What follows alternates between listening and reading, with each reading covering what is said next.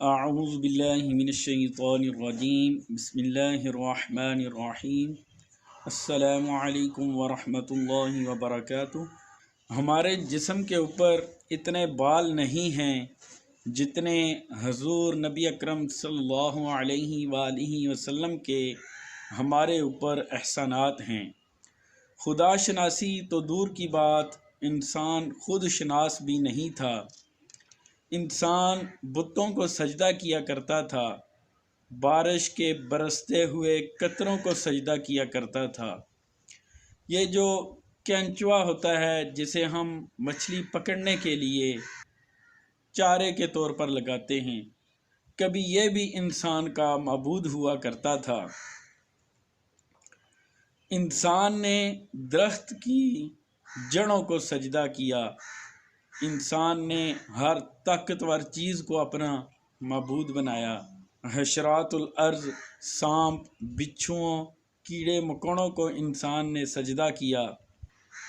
انسان نے چاند، سورج، ستاروں کو سجدہ کیا، لیکن انسان خدا شناسی تو دور کی بات خود شناس بھی نہیں تھا۔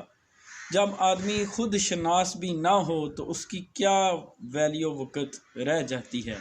جب انسان نے حضور کو دیکھا، جب حضور کے ہاتھ کے اشارے سے چاند کو دو ٹکڑے ہوتے دیکھا، جب درخت چل کر حضور کو سلام عرض کرنے کے لیے حاضر ہوئے، اس وقت جب انسان نے دیکھا تو اس وقت انسان کا تھوڑا سا ماتھا ٹنکا اور اس نے سوچا کہ یہ چیزیں تو ہمارے لیے بنائی گئی ہیں۔ حضرت یعلا بن مرہ ارشاد فرماتے ہیں کہ ایک دفعہ ہم حضور نبی اکرم صلی اللہ علیہ وآلہ وسلم کے ساتھ ایک سفر سے واپس آ رہے تھے کہ آپ کچھ دیر کے لیے آرام کرنے کے لیے رکے اور میں حضور کی پہرہ داری کے لیے کھڑا ہو گیا۔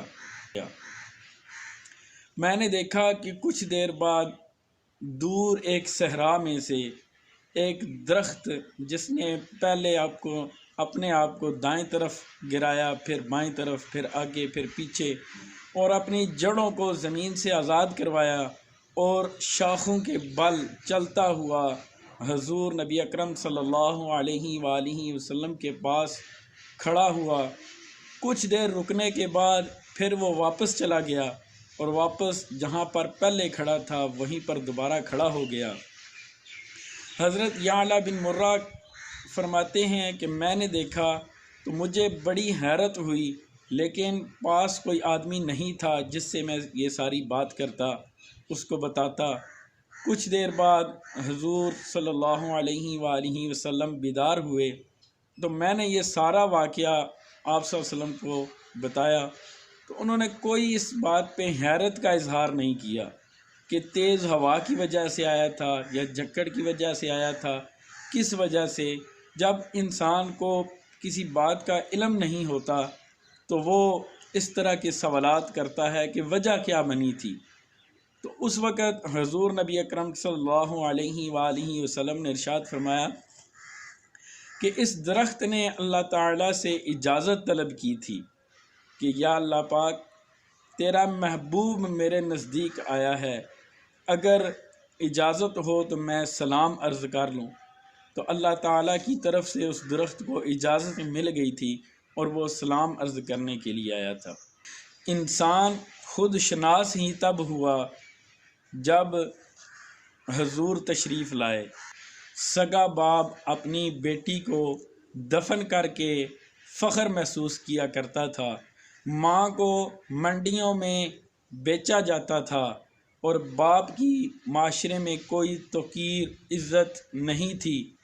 جب حضور آئے تو آپ صلی اللہ علیہ وآلہ وسلم نے ان سب کو عزت دی۔ اس وقت آپ صلی اللہ علیہ وآلہ وسلم نے ارشاد فرمایا کہ میری بیٹی میرے جگر کا ٹکڑا ہے۔ یہ کلمہ صرف کلمہ تحسین ہی نہیں ہے بلکہ یہ کلمہ جہاد ہے۔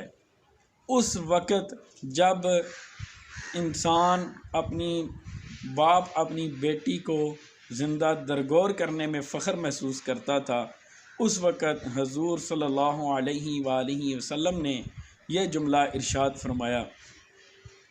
ایک مجلس میں حضور نبی اکرم صلی اللہ علیہ وآلہ وسلم نے ارشاد فرمایا کہ جو بندہ تو آج کے دور میں صرف اور صرف محفل میناد منعقد کرانا، محفل میں نعرے لگانا اور چاول تقسیم کرنا، یہ چیزیں صرف حضور کی محبت کے لیے کافی نہیں ہیں، تو آج ہماری وضاقتہ انداز معاشرت، ہمارا حلیہ، چلنے پھرنے کا انداز اس طرح سے ہونا چاہیے کہ لوگ دیکھ کر کہیں کہ یہ حضور کا غلام آ رہا ہے۔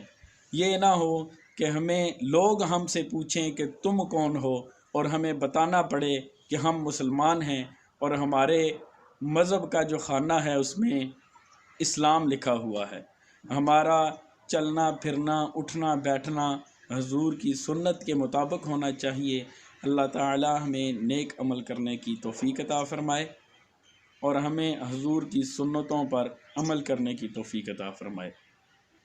اجازت دیجیے، اللہ حافظ۔ اپنی 2 بیٹیوں کی پرورش کرے گا اور ان کی اچھی تربیت کرے گا، قیامت والے دن وہ اس طرح یہ جو 2 انگلیاں ملی ہوئی ہیں اس طرح میرے ساتھ جنت میں داخل ہوگا، اس کا کندھا میرے کندھے کے ساتھ ملا ہوا ہوگا۔